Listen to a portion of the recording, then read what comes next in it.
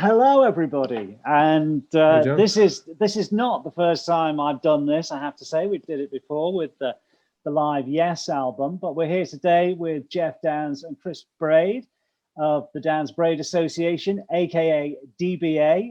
Guys, good to see you. Hey. Great Good to see you, Jon. Let's start with you first, Geoff. I couldn't believe when we spoke earlier that it's been 10 years, this association, which, I mean, you're almost going for sort of a gold watch time soon, aren't you? Yeah, I think, we're just looking at the next 10 years, really. That's, yes, it's almost exactly 10 years to the day, I would think. We started, we started working on the first album. Does it feel like 10 years? Well, time flies the older you get, doesn't it? But, yeah, it's been great. I think that, 4 albums, 4 studio albums, if you like, it's really, it's the project has sort of continued, and I think that I hope that we can continue to make more stuff together. Chris, if I can ask you, you've come from the kind of pop edge, which really essentially is how Geoff came into the music business, I guess. I mean, a lot of people think of him as prog, but the Buggles, and there was a couple of acts before that, were definitely pop. So how did you meet Geoff? I mean, apart from the fact that you're originally from Warrington, Geoff's from Stockport, I'm from Cheshire as well, so we're all Cheshire boys. So, but how did you meet Geoff? Well, I was working with Trevor for a few years in a project called The Producers, and one day Trevor called me and said, "We're going to reform the Buggles for an evening and do a charity gig at the Supper Club in London. Do you want to be a Buggle for the night?" So I said, "Of course." And it was there. We'd had 3 days rehearsing for this gig, and Geoff and I met and just clicked. Just hit it off. And I thought to myself, "Bloody hell, I've just met this guy that I really like, and now I'm moving to America." And so that's where we met. But it turns out that Geoff, you were moving there as well to rehearse for Fly From Here, so it was perfect, really. Yeah, we both ended up in LA at the same time. I think it was quite odd, really, because we met at Trevor's studio, at Psalm Studios, and I think, Chris, you've been down to the American Embassy to get your visa. That's right.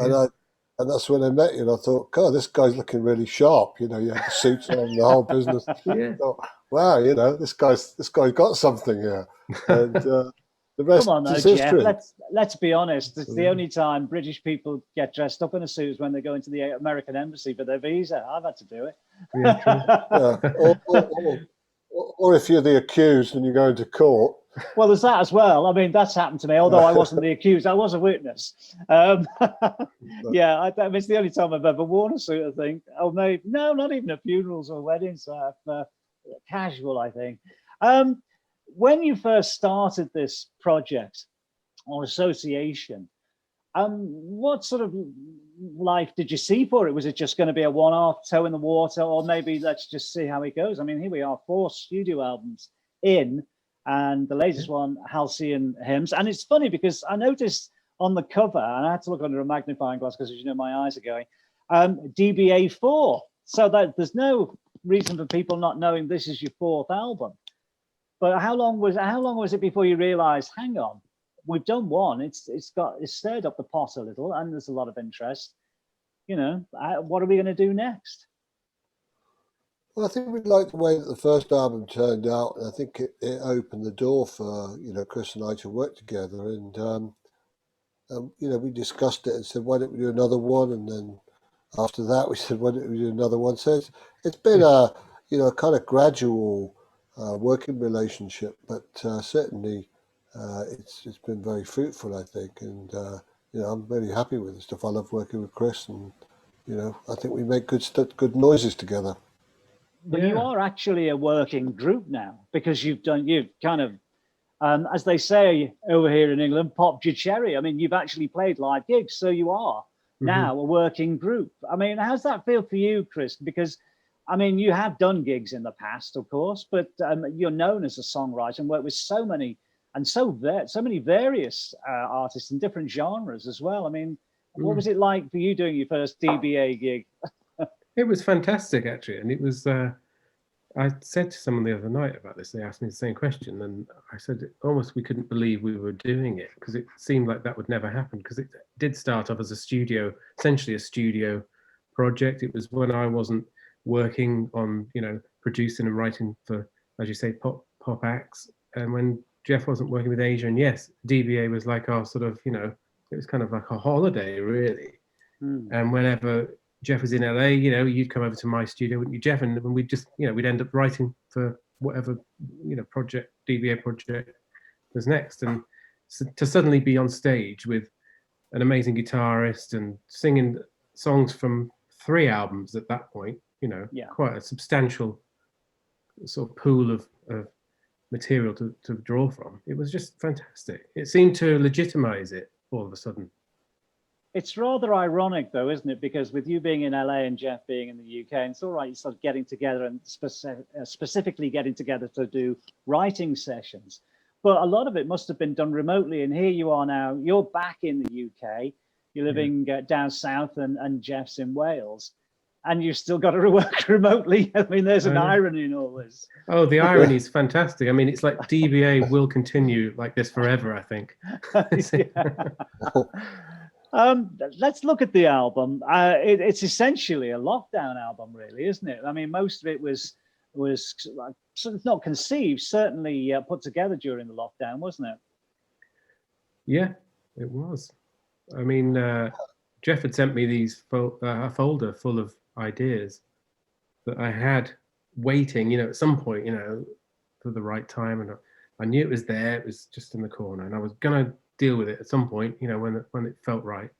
And then we did our 2 shows at Trading Boundaries, and I flew back to LA, and it was, the lockdown happened, and suddenly it was, oh God, what am I going to do? All my sessions were cancelled, and I had this folder, so I knew that it was there. It was a perfect opportunity, really. It was complete.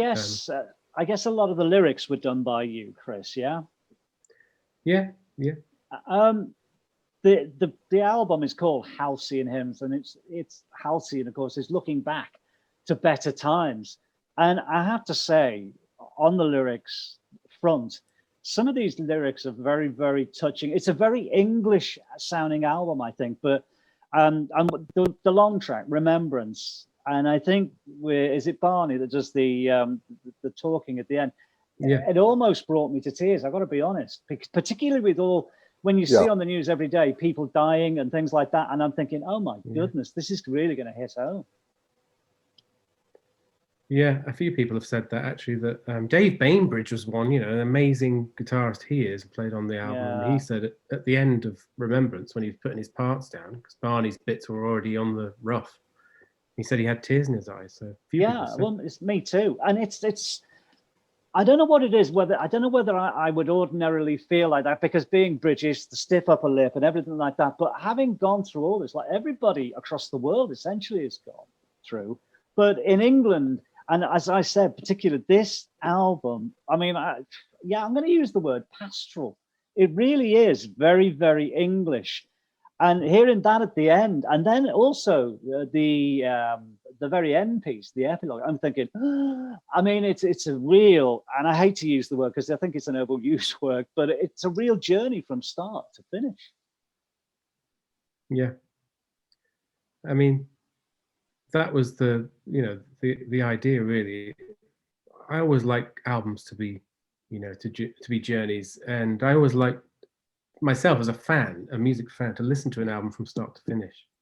It's interesting because I've got young kids, and they don't listen to albums like that, and it's really interesting to me. And I've sort of said to them, if you love a band and you like an album, or you like tracks from an album, listen to it from start to finish. It will make more sense, and that's how I like to make albums, and that's how Geoff and I like to present the DBA albums, and that's why Barney's involvement really cemented this album and the last album, because he kind of weaves the songs together in a way with his narration.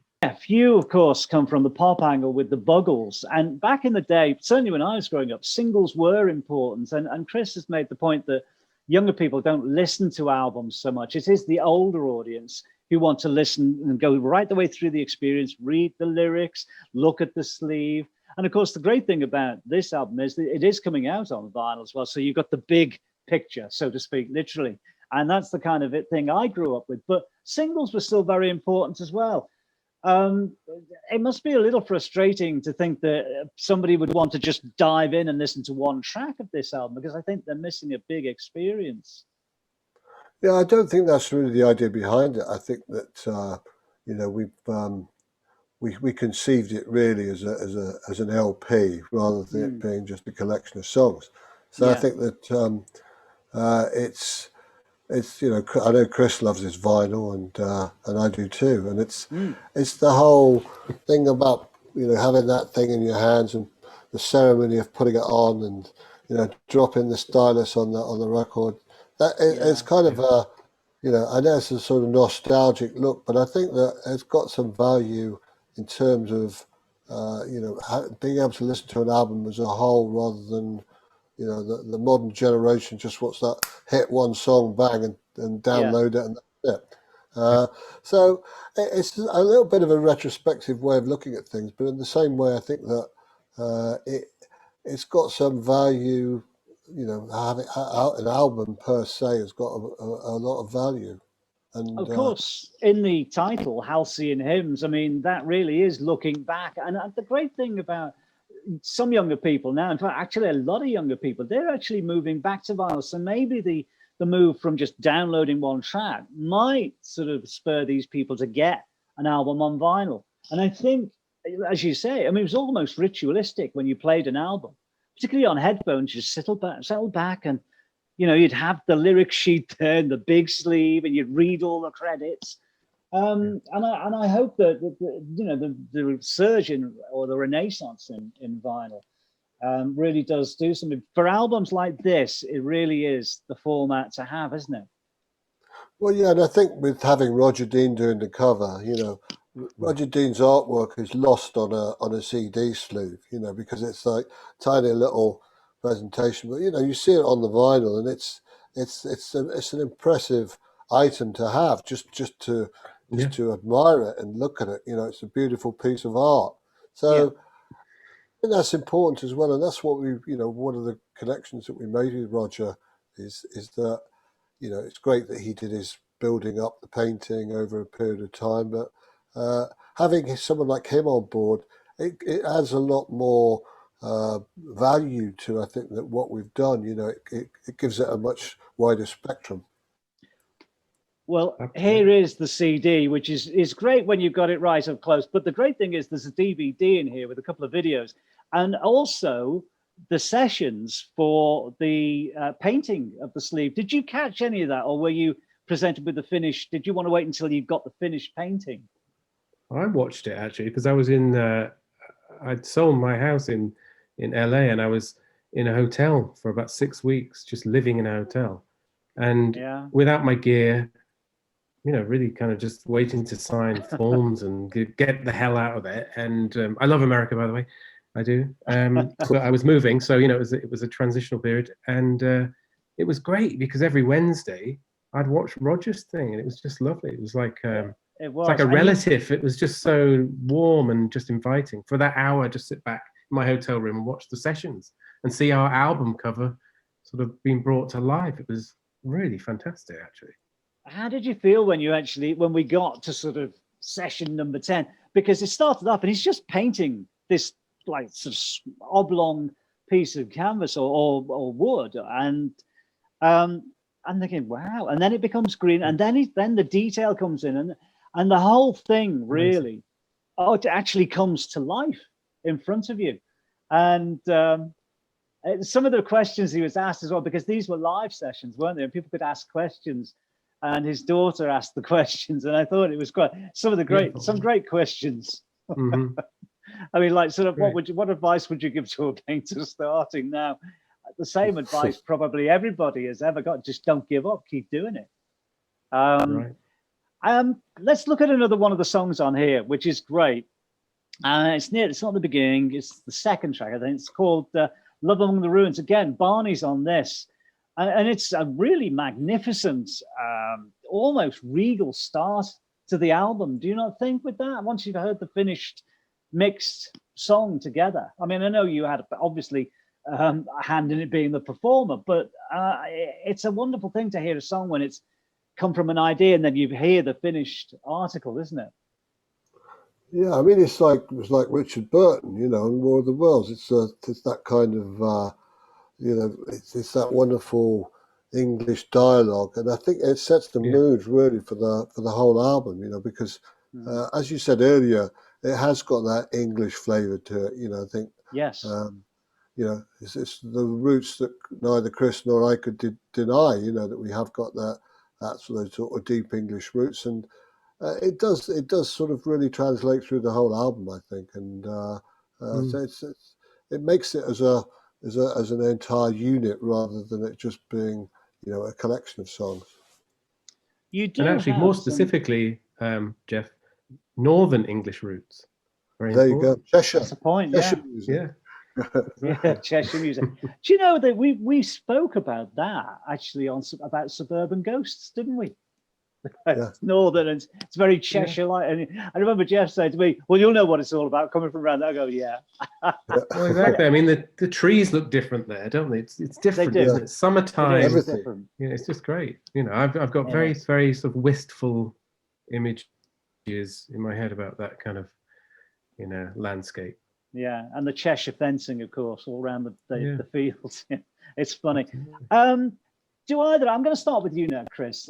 Do you have a favourite song on the album? Because I know, I love them all, and every artist will say that, but there must be one you think, yeah, we really nailed that one. I really like that. Yeah, I think for me, the song that I just don't get tired of listening to and sort of sums up the whole sort of sound of the album is Love Among the Ruins, track you just mentioned. I think for me, personally, you know, other people may have different opinions, of course, but for me, that nails what we were trying to do. I'm really proud of the sound of it, you know, because it's got kind of a bit of everything that I love about pop music or you know, music, in that it's got the sort of, you know, lyrical pathos, you know, it's got the catchy hook that, you know, you want to sing along to, but maybe have a little tear in private about as well, you know, and it's got the epic kind of, you know, outro blistering guitar break, you know. So for me, it's kind of got a bit of everything that I love, really. So that's the one I don't get tired of listening to it. I sometimes, you know, it comes on and I just enjoy hearing it as a sort of fan of music. What about you, Geoff? What's your favourite track on the album?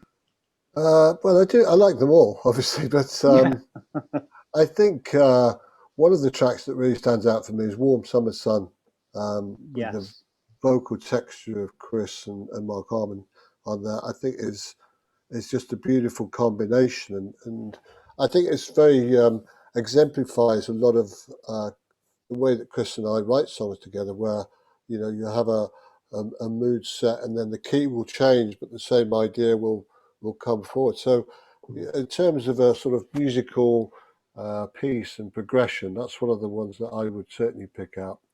Yeah, I think my favorite track, and I think you're going to know what I'm going to say, is Remembrance. That really hit me emotionally. In fact, it hit me on all levels. I mean, it's a beautiful song, beautifully arranged, but that piece at the end with Barney talking, and I'm thinking, I mean, it's almost like the Robert Browning poem Home Thoughts. And I'm thinking, goodness me, how is this going to strike people who've lost loved ones, who are away from their loved ones? This is just going to be a big reminder. Yeah, I mean, that's life, isn't it? You know, and it's literally one song. Yeah, in a way, it's sort of like a journey through a lost sort of world, isn't it? Lost time, you know. Yeah. And we all have to face that at some point, you know. We all have. Yeah, I guess. Well, the whole album stands together, and I do feel that it has not only a lyrical strength and a lyrical thread running through it, and it is, you're right, it's about life. There's a lot of piano on this album, Geoff, as well, which I'm really pleased to hear, because there's not too many sort of albums come out with the pianos to the fore, and I know you like playing the piano. and you have these days, like most keyboard players, a dazzling array of keyboards to choose from. But I think that the very English feel about it comes from the piano. Yeah, I think you're right. I think that you know, piano-driven music, something that I've always been, you know, it's been my sort of hallmark in a way, because that's what I write. That's what I write my songs around. You know, I'll be playing around with synths and all that kind of thing, but you know, at the end of the day, you come back to the piano, and I think that, you know, that's maybe how Chris and I have got such a great connection, is that, you know, we are piano lovers. Yeah. And I think even from the first album, you know, a lot of the songs are very piano driven, and so it's a kind of style that I think, you know, we've developed between ourselves. And you know, piano is such an emotional instrument. I think you can say more on a piano than you can pretty much say on any other instrument. So from our standpoint, it's a very important element in the music. And a very human element as well, actually. Exactly, you know. But having said that, I think that, you know, the other musicians that come in, you know, and expand the sound with the, you know, we've got a fantastic rhythm section. You know, Andy Hodges' bass parts are almost kind of Chris Squire-like, that they don't, you know, he doesn't play the obvious route here and there. So, yeah. You know, and Ash's drums are so tight and creative, and then of course we've got the secret weapon with Dave Bainbridge coming in and laying down some masterful solos all over the album, which is you know, very fortunate. Dave Bainbridge is starting to rival Mike Portnoy for the busiest man in music, isn't he? He's everywhere. Are there any plans to do some live gigs once this dreadful COVID business is cleared away? I mean, because as musicians, obviously making an album like this, and let's give people another look at that there, it's wonderful, but doesn't sort of compare to playing in these songs in front of an audience, and you guys must be itching to do that. Yeah, we've got a taste for it, I think, didn't we, Chris? You know, we've had two bites of the cherry now, and it's been, you know, one thing that really encouraged me was the fact that we didn't really know how well the music was going to work live, because, you know, it was conceived more as a songwriting partnership rather than anything else.